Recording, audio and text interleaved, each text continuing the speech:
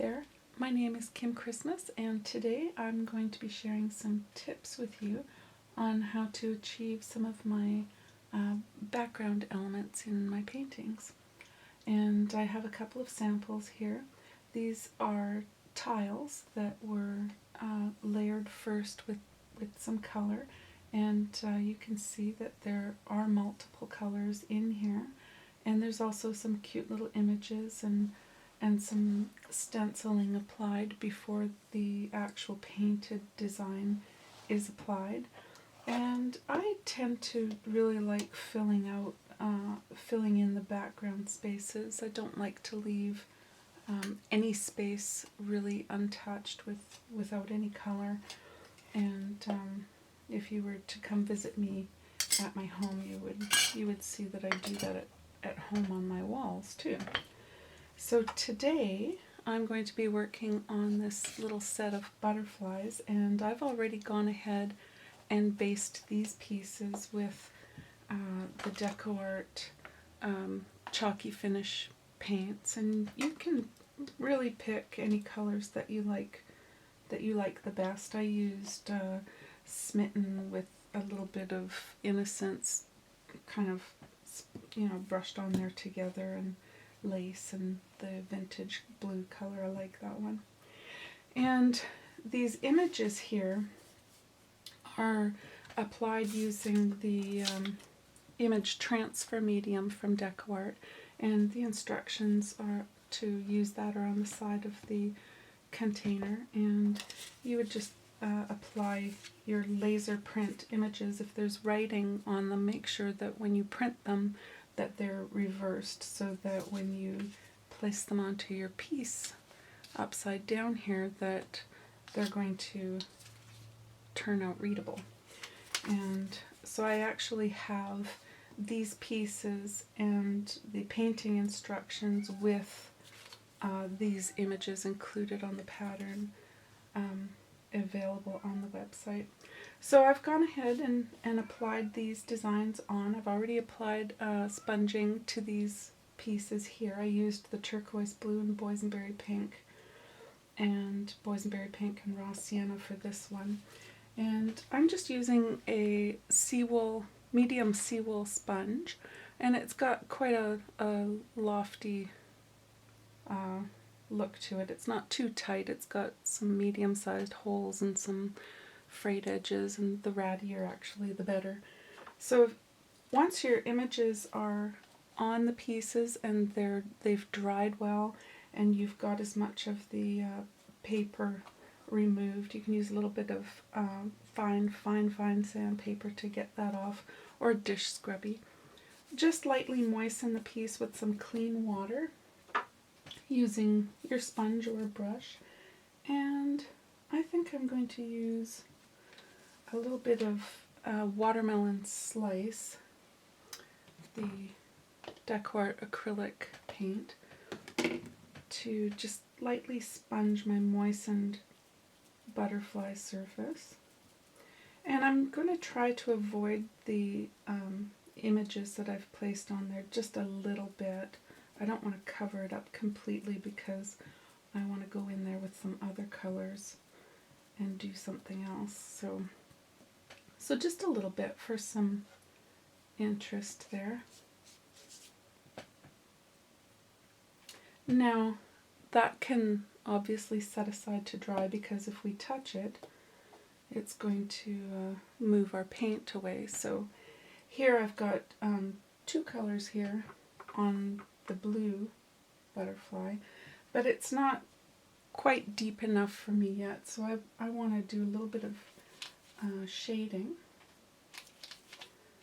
and I'm going to use I like to use angular shaders. You can use flat or angular, and I'm going to go with a deeper blue and just add a little bit of depth by floating this darker blue into the recess areas of my butterfly. And you can see that that's already making the butterfly look very, very different.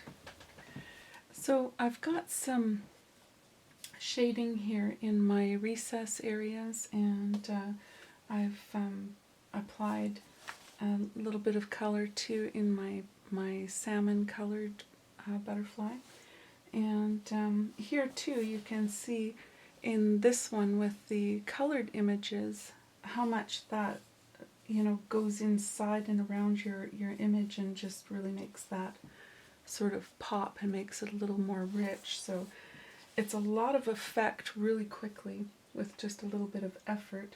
So I'm not done here yet. I want to put a little bit of a highlight too before I start applying other details. So I'm just going to highlight really quickly my butterfly wing tips and maybe down along the bottom just a little bit. And that looks really cute.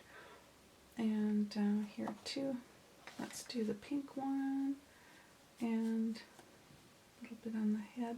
And you can add in other colors too, like for instance here on this blue one, I'm not entirely happy that it looks the way that it does, so I want to add a little bit of pink in here, and I'm just going to pull that color into the side center edge of the wings here, and just use your brush to lay the color down first along the edge and then just pull it in over some of your lettering and postcard area, and that looks really cute. And you can see how it's starting to take shape and look very colorful already.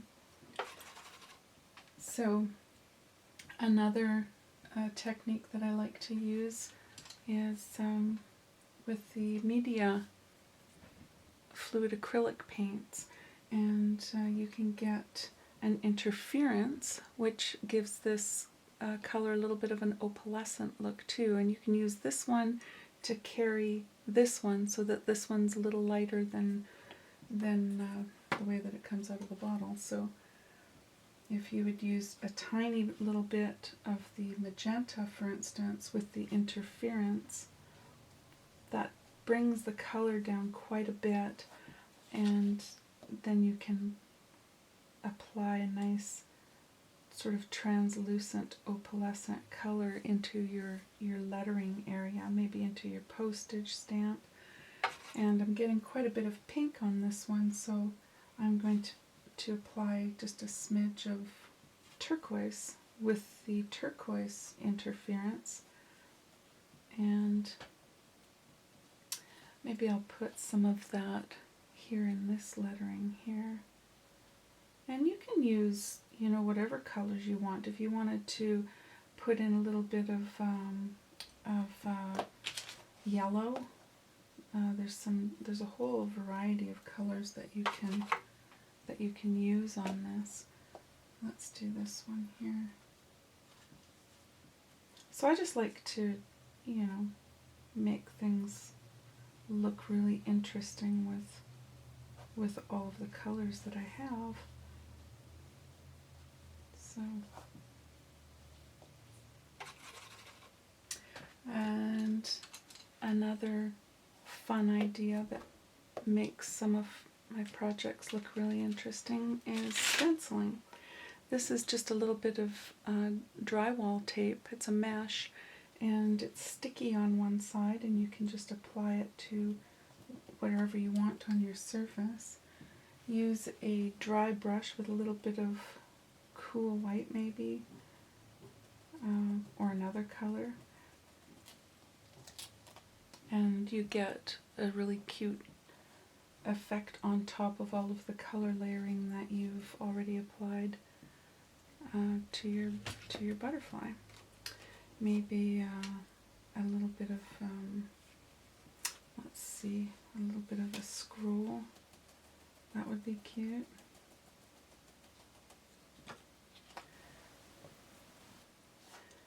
So these are just some ideas that I wanted to share with you, and just show you how I come up with some of these effects.